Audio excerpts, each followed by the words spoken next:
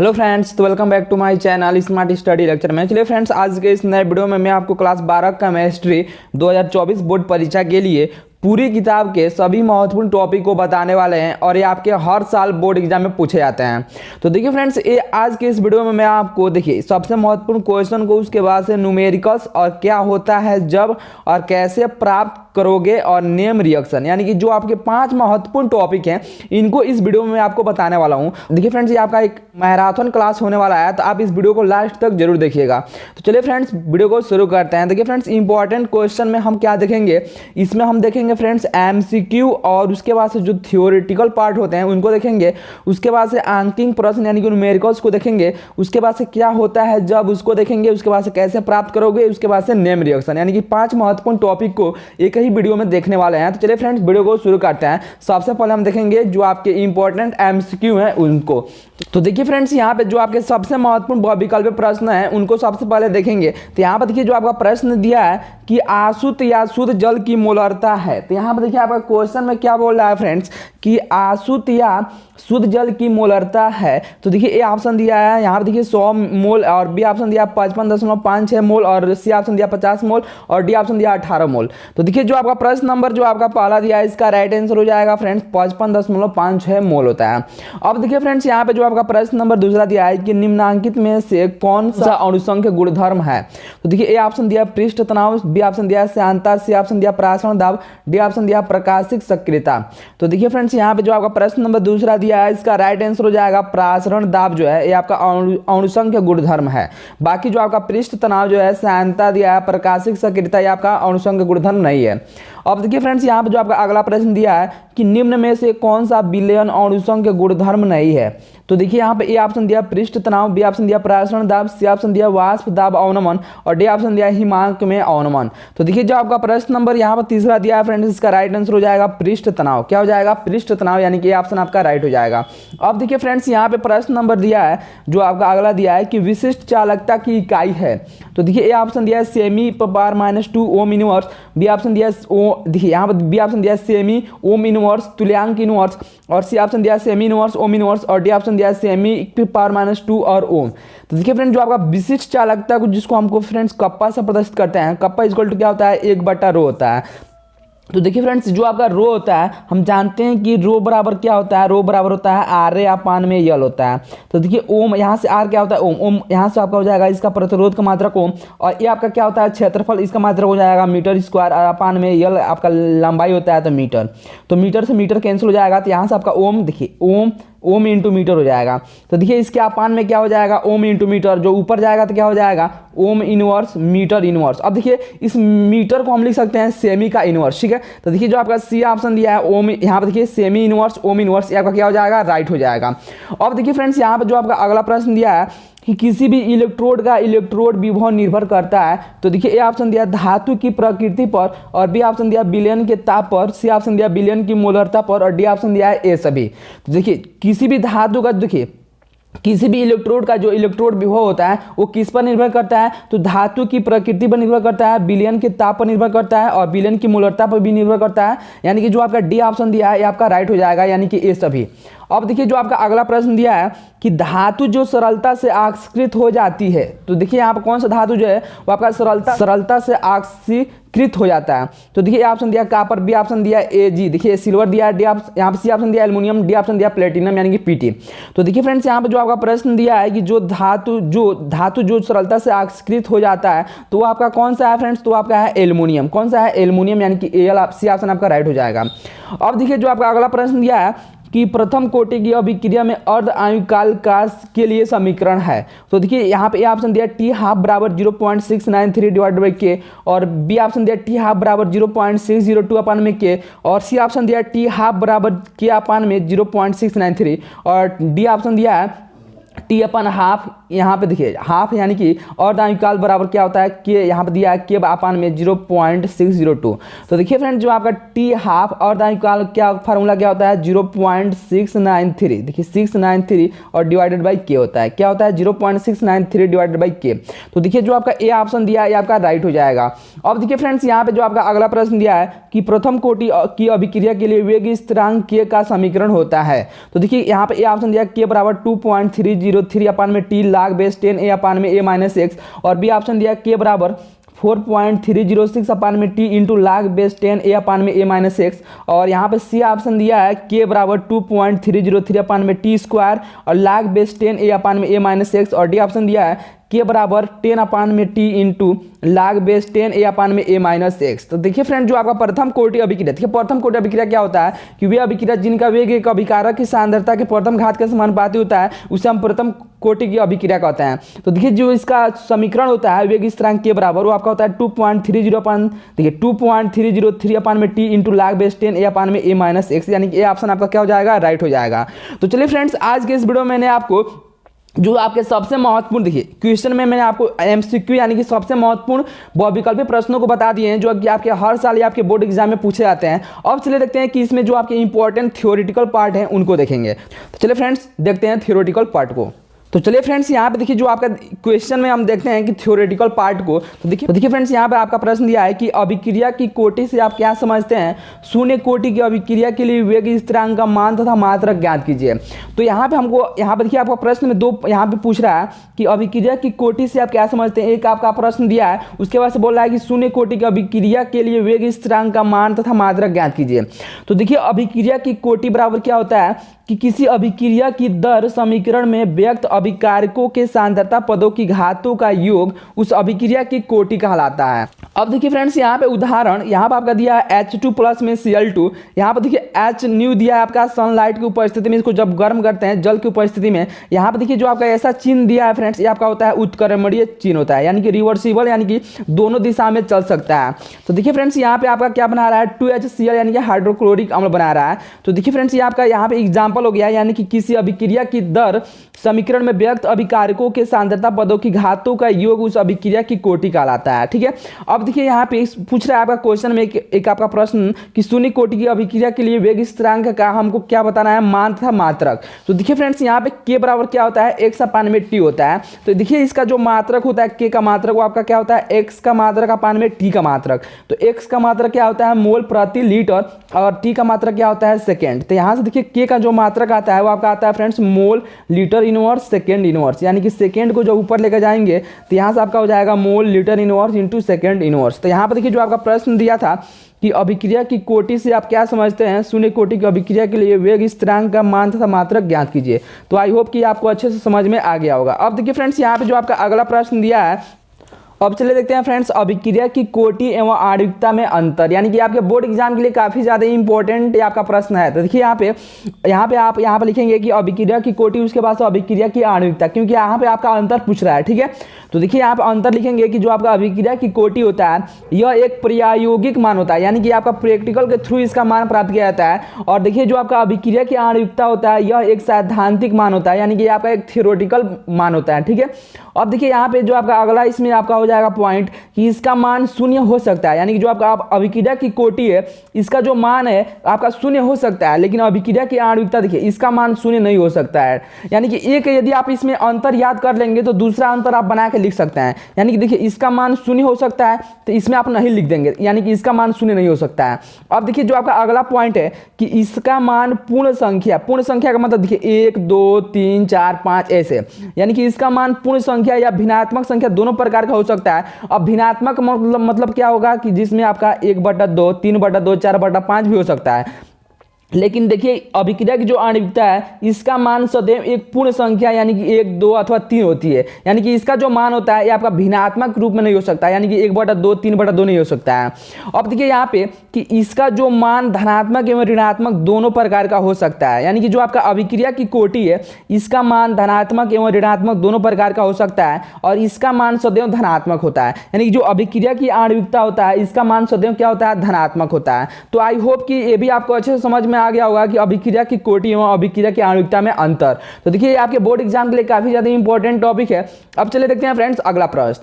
अब देखिए फ्रेंड्स, यहाँ पे आपका अगला प्रश्न दिया है कि कैसे सिद्ध करोगे कि ग्लूकोज में 5OH समूह है, यानी कि जो आपके हाइड्रोक्सिल समूह होते हैं ये आपके 5OH समूह हैं। रासायनिक समीकरण भी लिखिए। यानी कि आपका क्वेश्चन है आपके बोर्ड एग्जाम में सेम इसी तरह से पूछ सकता है कि कैसे सिद्ध करोगे कि ग्लूकोज में 5OH समूह है और रासायनिक समीकरण भी लिखिए।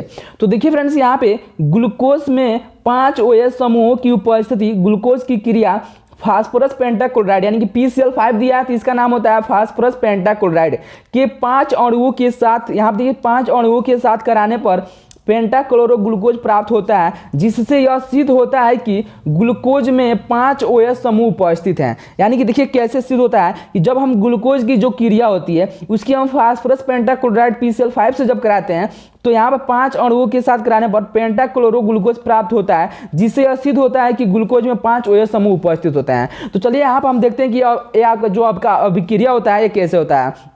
तो देखिए फ्रेंड्स, यहाँ पे क्या होता है कि ग्लूकोज का सूत्र क्या होता है, यहाँ पे देखिए CHO सिंगल बॉन्ड CHOH का होल फोर्ड और सिंगल बॉन्ड CH2 का CH2OH होता है, ठीक है।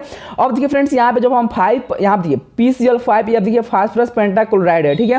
तो इसका आप नाम लिख लीजिएगा फास्फोरस पेंटाक्लोराइड। जब इससे हम अभिक्रिया कराते हैं तो यहाँ पे देखिए, यहाँ पे आपका OH दिया है तो OH आपका क्या होता है, माइनस होता है। देखिए फ्रेंड्स, OH पर जो होता है OH ये आपका क्या होता है, माइनस होता है। और जो आपका क्लोरीन होता है ये भी आपका क्या होता है, माइनस होता है। तो देखिए फ्रेंड्स, यहाँ पे आपका 4 OH यहाँ से, 1 OH यहाँ से, कितना हुआ 5 OH। और यहाँ से आपका देखिए क्लोरीन कितना दिया है, यहाँ से 5, और यहाँ से यदि हम गुना करेंगे तो 25 हो जाएगा। लेकिन देखिए यहाँ से 5 क्लोरीन को क्या करेंगे कि 4 क्लोरीन यहाँ पर लगा देंगे, ठीक है। तो इसके जो आप OH को हटाकर यहाँ से Cl को लगा देंगे और यहाँ पे आपका 4 रहेगा, ठीक है। उसके बाद से OH के जगह को हटाकर यहाँ से एक Cl लगा देंगे तो देखिए 4 यहाँ से, 1 यहाँ से आपका 5 हो जाएगा। तो देखिए Cl4 यहाँ से CH2Cl, यानी कि OH को हटाकर Cl लगा देंगे केवल, ठीक है। तो देखिए इसका जो नाम होता है, इसका जो नाम क्या होता है, पेंटाक्लोरो ग्लूकोज। क्या होता है, पेंटाक्लोरो ग्लूकोज। उसके बाद से देखिए यहाँ से देखिए जो आपका फास्फोरस दिया है इसके साथ जो आपका ऑक्सीजन दिया है फ्रेंड्स, ऑक्सीजन को क्या करेंगे कि एक यहाँ पे लगा देंगे तो POCl3 हो जाएगा। क्या हो जाएगा फ्रेंड्स, POCl3। तो यहाँ से आपका क्या बनेगा, फास्फोरिल क्लोराइड, यानी कि इसका नाम जो होता है फ्रेंड्स फास्फोरिल क्लोराइड होता है, फास्फोरिल क्लोराइड। उसके बाद से देखिए फ्रेंड्स, यहाँ से 5 हाइड्रोजन, यहाँ से ऑक्सीजन को हम यहाँ पर लगा दिए हैं यानी कि POCl3 बन गया है, और यहाँ से एक हाइड्रोजन जो बचा हुआ है इसके साथ लगा देंगे तो HCl बना लेगा, यानी कि हाइड्रोक्लोरिक अम्ल बना लेगा। तो देखिए इस तरह से हम क्या बता सकते हैं कि ग्लूकोज में जो आपके 5OH समूह उपस्थित होते हैं, तो जब हम ग्लूकोज की अभिक्रिया फास्फोरस पेंटाक्लोराइड से हम कराते हैं तो पेंटाक्लोरो ग्लूकोज प्राप्त होता है। इसका नाम होता है पेंटाक्लोरो ग्लूकोज, यानी कि चलिए यहाँ पे लिख देते हैं पेंटाक्लोरो ग्लूकोज होता है। क्या होता है फ्रेंड्स, पेंटाक्लोरो ग्लूकोज, ठीक है। तो यहाँ पर पेंटाक्लोरो ग्लूकोज प्राप्त होता है, जिससे कि यह सिद्ध हो जाता है कि ग्लूकोज में 5OH समूह उपस्थित हैं। अब चलिए देखते हैं फ्रेंड्स अगला प्रश्न। तो यहाँ पर देखिए फ्रेंड्स, जो आपका अगला प्रश्न दिया है कि DNA तथा RNA में अंतर। तो देखिए DNA और RNA में क्या अंतर होता है। तो देखिए DNA जो होता है इसका जो पूरा नाम होता है डीऑक्सीराइबोज न्यूक्लिक अम्ल होता है। क्या होता है, डीऑक्सीराइबोज न्यूक्लिक अम्ल होता है। और जो आपका RNA होता है, RNA यानी कि इसका पूरा नाम राइबोज न्यूक्लिक अम्ल होता है। अब देखिए फ्रेंड्स, यहाँ पे जो आपका DNA जो होता है इसमें डीऑक्सीराइबोज शर्करा पाई जाती है, और जो आपका RNA होता है इसमें राइबोस शर्करा पाई जाती है। अब देखिए फ्रेंड्स, यहाँ पे जो आपका DNA जो होता है, अब देखिए फ्रेंड्स इसमें डीऑक्सीराइबोज, देखिए डीऑक्सीराइबोज शर्करा पाई जाती है, इसमें राइबोस शर्करा पाई जाती है। उसके बाद से DNA की द्विकुंडलित यानी कि अल्फा हेलिक्स संरचना होती है, और RNA की एकल कुंडलित अल्फा हेलिक्स संरचना होती है। उसके बाद से देखिए यहाँ पे DNA यानी कि DNA की यहाँ पे देखिए, आप यहाँ पे देखिए DNA में एडेनिन, ग्वानिन, साइटोसिन और थायमिन क्षारक पाया जाता है। लेकिन RNA में देखिए, RNA में क्या होता है कि जो आपका थायमिन जो दिया है फ्रेंड्स, यहाँ पे थायमिन के जवाब आपका क्या पाया जाता है, तो यूरेसिल पाया जाता है। यानी कि DNA में यूरेसिल नहीं पाया जाता है और RNA में यहाँ पर थायमिन नहीं पाया जाता है। तो देखिए RNA में एडेनिन, ग्वानिन, साइटोसिन, यूरेसिल पाया जाता है, और यहाँ पे देखिए DNA में एडेनिन, ग्वानिन, साइटोसिन, थायमिन क्षारक पाया जाता है। अब देखिए यह केंद्रक में पाया जाता है। जो आपका DNA होता है यह आपका न्यूक्लियस में पाया जाता है, और लेकिन जो आपका RNA होता है यह कोशिका द्रव्य में पाया जाता है। तो यहाँ पर देखिए फ्रेंड्स, आप समझ गए होंगे कि DNA और RNA में अंतर। अब चलिए देखते हैं फ्रेंड्स, जो आपका अगला टॉपिक है फ्रेंड्स उसको देखते हैं। अब देखिए फ्रेंड्स, यहाँ पे मैंने क्वेश्चन में आपको MCQ यानी कि बहुविकल्पीय प्रश्नों को, उसके बाद से जो थ्योरी पार्ट है उनको भी बता दिया है। अब चलिए देखते हैं इंपॉर्टेंट न्यूमेरिकल्स को, ठीक है। तो चलिए इंपॉर्टेंट न्यूमेरिकल्स को सॉल्व करते हैं। अब चले देखते हैं फ्रेंड्स यहाँ पे सबसे महत्वपूर्ण न्यूमेरिकल्स को। तो देखिए जो आपका क्वेश्चन नंबर 15 दिया है कि 7.5, यहाँ देखिए दिया है कि 0.45 ग्राम पोटेशियम क्लोराइड को 200 ml यानी कि 200 यहाँ पे दिया ml जल में घोला जाता है तो बिलियन की मोलरता ज्ञात कीजिए। हमको क्या ज्ञात करना है, बिलियन की मोलरता। तो देखिए फ्रेंड्स यहाँ पे लिखेंगे फ्रेंड्स कि दिया है। देखिए फ्रेंड्स आपका जो क्वेश्चन में दिया है उसको हम क्या करेंगे कि पहले लिख लेंगे। तो देखिए क्या क्या आपका क्वेश्चन में दे दिया है, तो देखिए क्या दिया है कि 7.45 ग्राम पोटेशियम क्लोराइड, यानी कि देखिए यहाँ पर मान लीजिए कोई बिलियन है, ठीक है, इसमें आपका पोटेशियम क्लोराइड कितना दे दिया है 7.45 ग्राम दे दिया है, ठीक है, ग्राम दे दिया है। तो इसको हम 200 ml जल में घोला जाता है तो बिलियन की मोलरता हमको क्या करना है कि ज्ञात करना है, यानी कि भार यानी कि स्मॉल w का मान दे दिया है 7.45 ग्राम, ठीक है। उसके बाद से देखिए आपका क्वेश्चन में क्या दिया है कि 200 ml यानी कि 200 ml क्या हो जाएगा, ये आपका आयतन हो जाएगा, v का मान दे दिया है 200 ml। उसके बाद से आपका क्वेश्चन में बोल रहा है कि देखिए जल की मोलरता ज्ञात कीजिए, यानी कि हम मोलरता किसको प्रदर्शित करते हैं, एम से, तो हमको एम का मान ज्ञात करना है। अब देखिए फ्रेंड्स यहाँ पे जो आपका पोटेशियम क्लोराइड होता है, पोटेशियम क्लोराइड क्या होता है, KCl होता है, तो इसका हम क्या ज्ञात करेंगे, अणु भार ज्ञात करेंगे, यम का मान। तो देखिए पोटेशियम एटॉमिक नंबर कितना होता है 19 का जब दुगुना करते हैं तो 38 उसमें एक जोड़ देते हैं तो 39 हो जाता है, और प्लस में क्लोरीन का कितना होता है 35.5 होता है। तो जब इसको हम ऐड करेंगे तो देखिए फ्रेंड्स यहाँ से आपका आ जाएगा 74.5 आ जाएगा, कितना आ जाएगा फ्रेंड्स 74.5। अब देखिए फ्रेंड्स यहाँ पे आपका अणु भार भी आ गया, यहाँ से भार आपका दे दिया है 7.45 ग्राम और यहाँ पे आयतन भी दे दिया 200 ml। तो हमको यम का मान ज्ञात करना है। तो देखिए फ्रेंड्स जो आपका मोलरता का सूत्र जो होता है, मोलरता यम बराबर क्या होता है, तो देखिए फ्रेंड्स यहाँ पे क्या होता है स्मॉल w अपान में यम, उसके बाद क्या होता है इंटू में 1000 और अपान में देखिए यहाँ पे जो आपका आयतन दिया है ये आपका किस में होता है फ्रेंड्स, ml में होता है। तो यहाँ पे देखिए v और ये किस में होता है, ml में। अब देखिए फ्रेंड्स यहाँ पे स्मॉल w का मान दे दिया है, तो स्मॉल w का मान कितना दे दिया है 7.45 और इंटू में 1000 और अपान में यहाँ से कितना दिया है फ्रेंड्स, यम का मान यहाँ पे कितना ज्ञात किए हैं तो 74.5 और इंटू में यहाँ पर देखिए v का मान कितना दिया है, तो v का मान आपका दे दिया है 200, कितना दिया है 200। अब देखिए 2 0 से 2 0 को कैंसिल करेंगे और 2 से यहाँ से 10 को कितने बार में काट जाएंगे, 5 बार में कट जाएगा।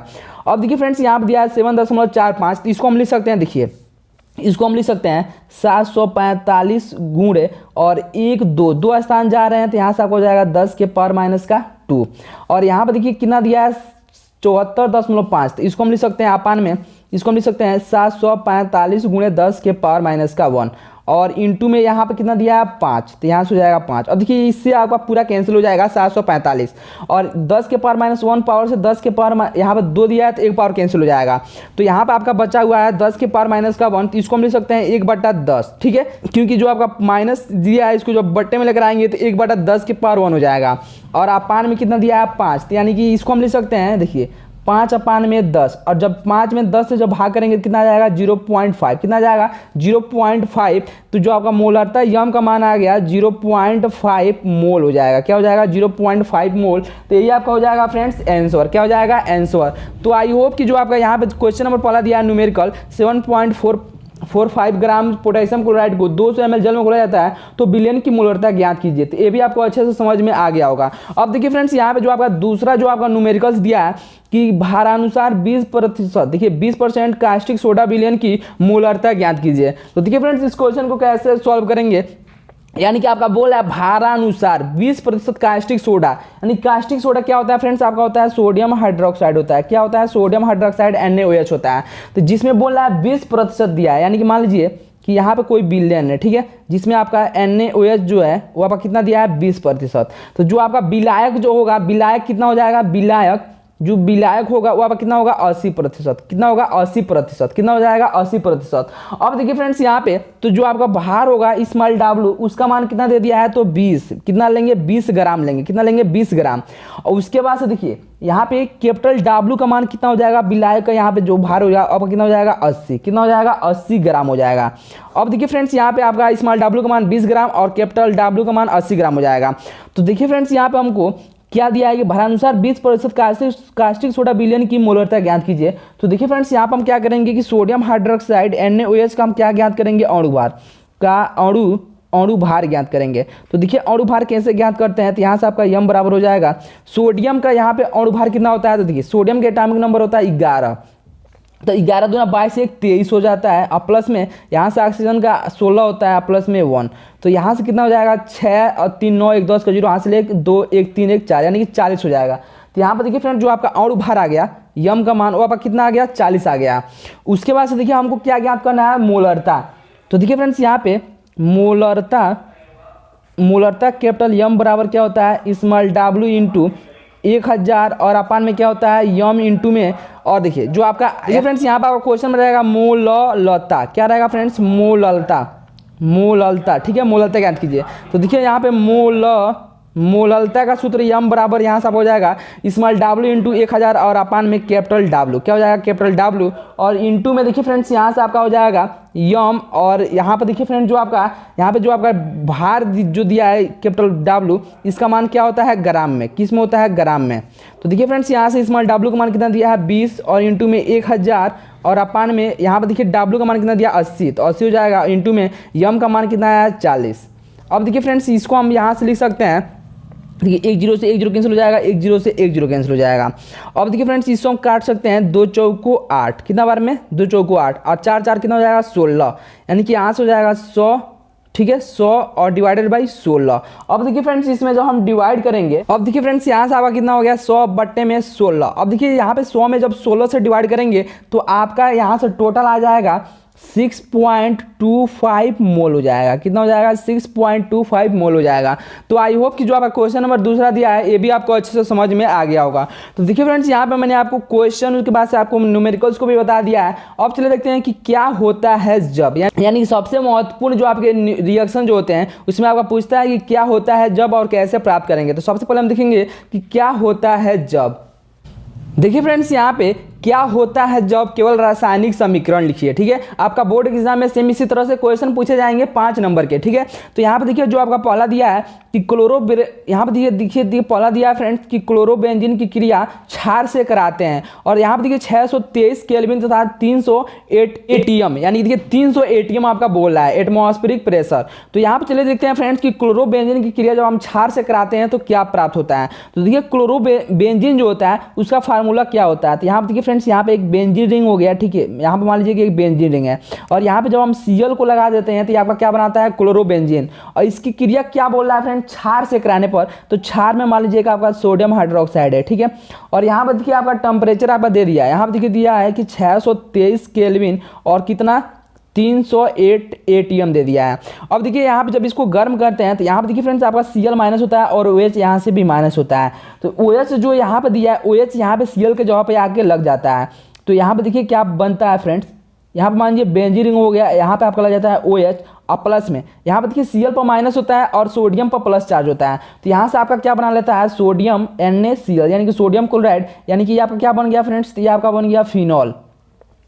यहाँ से आपका बन गया फिनॉल, यानी कि जब हम क्लोरोबेंजीन, यहाँ पे आप इसका नाम लिख लीजिएगा क्लोरोबेंजीन, आपका क्वेश्चन में बोल रहा है। तो जब हम क्लोरोबेंजीन की क्रिया क्षार से जब कराते हैं तो आपका फिनॉल बनता है, उसके बाद से सोडियम क्लोराइड, यानी कि यहाँ पे आपका एक सॉल्ट बनता है। तो आई होप कि यहाँ पे देखिए जो आपका पहला दिया है कि क्लोरोबेंजीन की क्रिया जब हम क्षार से कराते हैं तो क्या बनता है, तो यहाँ पे आपका बनता है फिनॉल और सोडियम क्लोराइड बनता है। अब देखिए यहाँ पे जो आपका दूसरा जो आपका दिया है फ्रेंड्स कि शुष्क ईथर, क्या बोल रहा है कि शुष्क ईथर की उपस्थिति में ब्रोमोबेंजीन की क्रिया मैग्नीशियम से कराते हैं। तो देखिए शुष्क क्या बोला है, शुष्क ईथर की उपस्थिति में ब्रोमोबेंजीन, यहाँ पर क्या दिया क्लोरोबेंजीन, तो क्लोरोबेंजीन यहाँ से आप ब्रोमोबेंजीन का फार्मूला बना सकते हैं, यानी कि क्लोरो को हटाकर आप ब्रोमो लगा देंगे तो आपका ब्रोमोबेंजीन बन जाएगा।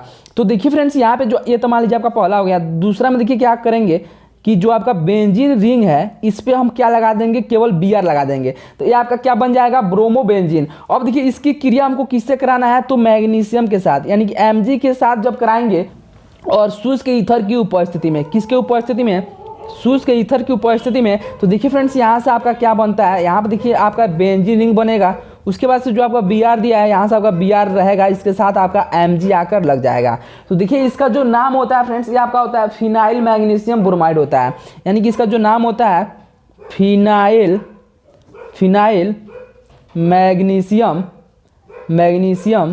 मैग्नीशियम ब्रोमाइड होता है। क्या होता है फ्रेंड्स, फिनाइल मैग्नीशियम ब्रोमाइड होता है। तो ये आपका बनता है। अब देखिए फ्रेंड्स यहाँ पे जो आपका तीसरा जो आपका रिएक्शन दिया है कि देखिए क्या बोला है कि एथिल ब्रोमाइड को सोडियम एथॉक्साइड से क्रिया कराते हैं। तो एथिल ब्रोमाइड की क्रिया यानी कि जो आपका एथिल ब्रोमाइड होता है को जो हम सोडियम एथॉक्साइड से क्रिया कराते हैं तो देखिए क्या प्राप्त होता है। तो देखिए फ्रेंड्स जो आपका तीसरा जो आपका रिएक्शन दिया है कि एथिल ब्रोमाइड, तो इसका फार्मूला क्या होता है C2H5Br होता है। एथिल ब्रोमाइड की क्रिया क्या बोल रहा है फ्रेंड्स, सोडियम एथॉक्साइड, तो इसका जो फार्मूला होता है NaOC2H5 होता है। ठीक है, यहाँ पे देखिए फ्रेंड्स आपको बोल रहा है सोडियम एथॉक्साइड से, तो इसका फार्मूला होता है। उसके बाद जब इससे हम अभिक्रिया कराते हैं तो देखिए फ्रेंड्स यहाँ पे सोडियम पर प्लस चार्ज और ब्रोमीन पर माइनस चार्ज होता है, तो इसको पहले बाहर कर लीजिए यानी कि NaBr सोडियम ब्रोमाइड। उसके बाद से देखिए आपका क्या बचा है, तो C2 यहाँ पे देखिए C2H5 और यहाँ से OC2H5, तो इसको एक साथ लिख देंगे C2H5 और इसके बाद से OC2H5 अब प्लस में NaBr। तो इसका जो नाम होता है फ्रेंड्स यहाँ पर देखिए C2H5 OC2H5 क्या होता है, डाई एथिल ईथर होता है। क्या होता है, डाई एथिल ईथर होता है। तो आई होप कि जो आपका तीसरा जो आपका रिएक्शन जो दिया है अभिक्रिया जो आपका बोल रहा है कि क्या होता है जब यानी कि एथिल ब्रोमाइड को सोडियम एथॉक्साइड से क्रिया कराते हैं तो आपका क्या प्राप्त होता है, डाई एथिल ईथर प्राप्त होता है। तो आई होप कि जो आपका तीसरा जो आपका अभिक्रिया दिया है ये भी आपको अच्छे से समझ में आ गया होगा। अब देखिए फ्रेंड्स यहाँ पे जो आपका चौथा जो आपका रिएक्शन दिया है, चौथा कि एथिल क्लोराइड को जलीय KOH के साथ गर्म करते हैं, यानी कि एथिल क्लोराइड यहाँ पे देखिए फ्रेंड्स जो आपका चौथा बोल रहा है कि एथिल क्लोराइड को जलीय KOH के साथ गर्म करते हैं। तो एथिल देखिए फ्रेंड्स यहाँ पे जो आपका फोर्थ नंबर है कि एथिल क्लोराइड को, तो यहाँ पे देखिए इसका फार्मूला क्या होता है C2H5Cl। एथिल क्लोराइड को जलीय KOH के साथ जब हम गर्म करते हैं तो यहाँ पे देखिए फ्रेंड्स ये आपका जो K होता है पोटेशियम, ये आपका प्लस चार्ज होता है, Cl आपका क्या होता है माइनस चार्ज। तो यहाँ से आपका बनाएगा पोटेशियम क्लोराइड बन जाएगा यानी कि KCl बनेगा। उसके बाद से प्लस में देखिए C2H5OH बनेगा यानी कि एथिल एल्कोहल बनता है। क्या बनता है फ्रेंड्स, एथिल एल्कोहल। तो इसका आप नाम लिख लीजिएगा एथिल एल्कोहल। अब देखिए फ्रेंड्स यहाँ पे जो आपका पांचवा जो आपका रिएक्शन है, पांचवा रिएक्शन देखिए क्या बोला है कि एथिल आयोडाइड को सोडियम एथॉक्साइड के साथ गर्म करते हैं। तो देखिए फ्रेंड्स एथिल आयोडाइड का फार्मूला क्या होता है, यहाँ पे देखिए पांचवा नंबर एथिल आयोडाइड, यहाँ पे देखिए C2H5 ये आपका क्या होता है एथिल क्लोराइड। तो इसके जब हम आयोडाइड यानी कि I लगा देंगे तो आपका एथिल आयोडाइड बनेगा C2H5I। तो एथिल आयोडाइड की क्रिया यहाँ पे देखिए आपका क्वेश्चन में बोल रहा है कि एथिल आयोडाइड को सोडियम एथॉक्साइड के साथ, तो देखिए फ्रेंड जो आपका सोडियम एथॉक्साइड होता है NaOC2H5, तो जब इससे हम क्रिया कराते हैं तो सोडियम प्लस चार्ज इस आपका I क्या आता है माइनस चार्ज, तो आपका सोडियम आयोडाइड यानी कि Na बन जाएगा। उसके बाद से देखिए यहाँ से आपका हो जाएगा C2H5, उसके बाद OC2H5 को लगा देंगे OC2H5। तो देखिए फ्रेंड्स यहाँ से आपका क्या बन जाएगा, डाई एथिल ईथर बन जाएगा। तो आई होप कि जो आपके पांच जो आपके अभिक्रिया थे ये भी आपको अच्छे से समझ में आ गया होगा। अब देखिए जो आपका अगला जो आपका टॉपिक है, यहाँ पे देखिए जो आपका अगला टॉपिक है आपका है कि कैसे प्राप्त करेंगे। तो चलिए फ्रेंड्स देखते हैं कि कैसे प्राप्त, यहाँ पे देखिए कैसे प्राप्त करोगे, यानी कि ये भी आपके बोर्ड एग्जाम के लिए काफ़ी ज़्यादा इंपॉर्टेंट टॉपिक है। तो चलिए अब जो आपका फोर्थ नंबर जो आपका टॉपिक है इसको देखते हैं।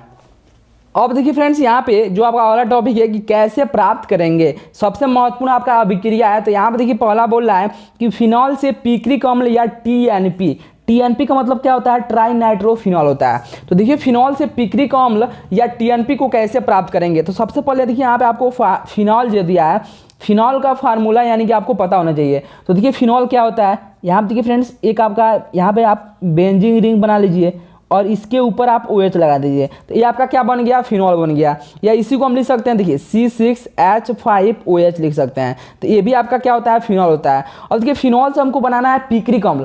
तो देखिए इसकी जब क्रिया हम किससे कराते हैं, नाइट्रिक अम्ल यानी कि HNO3, और इसके 3 अणु के साथ जब हम इसको गर्म करते हैं और किसके उपस्थिति में, तो देखिए फ्रेंड्स सांद्र H2SO4 की उपस्थिति में जब गर्म करते हैं तो देखिए क्या प्राप्त होता है। यहाँ पर देखिए आपका दिया है OH, तो देखिए इसको हम सेम इसी तरह से लिख देंगे। यहाँ से आपका हो जाएगा फ्रेंड्स, देखिए यहाँ से मान लीजिए आपका बेंजीन हो गया, उसके बाद से यहाँ से आप OH लगा दीजिए। उसके बाद से देखिए फ्रेंड्स यहाँ से आपका NO जो आपका यहाँ पे कितना दिया NO3, और यहाँ पे आपका 3 से आपका क्या है, गुणा में है। तो देखिए फ्रेंड्स इसमें हम क्या करेंगे कि यहाँ पे एक NO2 समूह को लगा देंगे और एक यहाँ पे NO2 समूह को लगा देंगे। उसके बाद से एक यहाँ पे NO2 समूह को लगा देंगे, ठीक है। तो देखिए फ्रेंड्स इसका जो नाम होता है, जब इसका नंबरिंग करेंगे 1 2 3 4 5 6, यानी कि देखिए 2 नंबर पर NO2 समूह, 4th नंबर पर NO2 समूह और 6 नंबर पर NO2 समूह है। तो इसका नाम हो जाएगा 2,4,6, उसके बाद से देखिए 3 बार आपका NO2 समूह आया है तो क्या हो जाएगा ट्राई, क्या हो जाएगा ट्राई नाइट्रो। उसके बाद से देखिए इसको हम क्या बोलते हैं ट्राई नाइट्रोफिनॉल, क्या बोलते हैं ट्राई नाइट्रोफिनॉल हो जाएगा। या इसी को हम बोलते हैं फ्रेंड्स पीक्रिक अम्ल, क्या बोलते हैं इसी को हम बोलते हैं पीक्रिक अम्ल, क्या बोलते हैं पीक्रिक अम्ल होता है। तो ये आपको अभिक्रिया अच्छे से समझ में आ गया होगा। अब देखिए फ्रेंड्स यहाँ पे जो आपका दूसरा जो आपका अभिक्रिया है कि फिनॉल से सैलिसिल्डिहाइड कैसे प्राप्त करेंगे। तो देखिए फिनॉल का फार्मूला तो आपको पता हो गया होगा। तो देखिए यहाँ पे फिनॉल होता है OH समूह को लगा देते हैं तो, और फिनॉल से हमको प्राप्त करना है सैलिसिल्डिहाइड। तो देखिए फिनॉल की क्रिया जब हम क्लोरोफॉर्म, तो क्लोरोफॉर्म का सूत्र होता है CHCl3, और उसके बाद से देखिए एल्कोहली KOH, यानी जब एल्कोहली बोलेगा तो इसमें 3 से गुणा कर देते हैं तो 3 KOH हो जाएगा। जब इसके साथ हम जब इसको गर्म करते हैं तो देखिए फ्रेंड्स आपको क्या प्राप्त होता है, यहाँ से आपका बेंजीन रिंग यहाँ पे बना लेंगे, ठीक है। यहाँ पे OH समूह दिया है, उसके बाद से CH, देखिए यहाँ पे CH और O को लगा देंगे। तो यहाँ पे देखिए हम जानते हैं कि यहाँ पे ऑलरेडी क्या होता है हाइड्रोजन होता है, और C यहाँ पे H और उसके बाद से O लगा देंगे, यहाँ से CHO। तो इसका जो नाम होता है फ्रेंड्स यही आपका होता है सैलिसिल्डिहाइड, क्या होता है इसी का नाम होता है सैलिसिल्डिहाइड होता है, ठीक है। तो आई होप कि ये भी आपको अच्छे से समझ में आ गया होगा। अब देखिए फ्रेंड्स यहाँ पे जो आपका तीसरा जो आपका रिएक्शन दिया है कि फिनॉल से बेंजीन, तो देखिए फिनॉल से बेंजीन कैसे प्राप्त करेंगे। यहाँ पर मान लीजिए कि एक बेंजीन है, ठीक है फ्रेंड्स, ये आपका मान लीजिए बेंजीन रिंग है, इस पर जब OH समूह को लगा देंगे तो फिनॉल हो जाएगा। और जब इसकी क्रिया जब हम जिंक के साथ जब इसका आसवन कराते हैं, ठीक है, यहाँ पर देखिए फ्रेंड्स आसवन जब इसका कराते हैं तो यहाँ से आपका प्राप्त होता है, देखिए यहाँ से आपका प्राप्त हो जाता है, यहाँ से आपका बेंजीन प्राप्त होता है। क्या प्राप्त होता है फ्रेंड बेंजीन प्राप्त हो जाता है। उसके बाद से जिंक और यहाँ से ऑक्साइड, यहाँ से आपका जिंक NO यानी कि जिंक ऑक्साइड प्राप्त हो जाता है। तो इसका नाम क्या होता है फ्रेंड्स बेंजीन, क्या होता है बेंजीन होता है। तो आई होप कि जो आपका तीसरा जो आपका रिएक्शन दिया है ये भी आपको अच्छे से समझ में आ गया होगा। अब चलिए देखते हैं फ्रेंड्स 4th नंबर रिएक्शन। तो देखिए फ्रेंड्स यहाँ पे जो आपका 4th नंबर रिएक्शन दिया है कि एथिल एल्कोहल से एथिल एसीटेट कैसे प्राप्त करेंगे। तो एथिल एल्कोहल का फार्मूला क्या होता है, देखिए C2H5OH होता है। तो एथिल एल्कोहल से हमको क्या प्राप्त करना है, एथिल एसीटेट प्राप्त करना है। तो एथिल एल्कोहल की जो क्रिया होती है, इसकी क्रिया जब हम एसिटिल क्लोराइड से कराते हैं CH3COCl, तो जब देखिए फ्रेंड्स जब एसिटिल क्लोराइड से जब हम कराते हैं तो देखिए क्या प्राप्त होता है।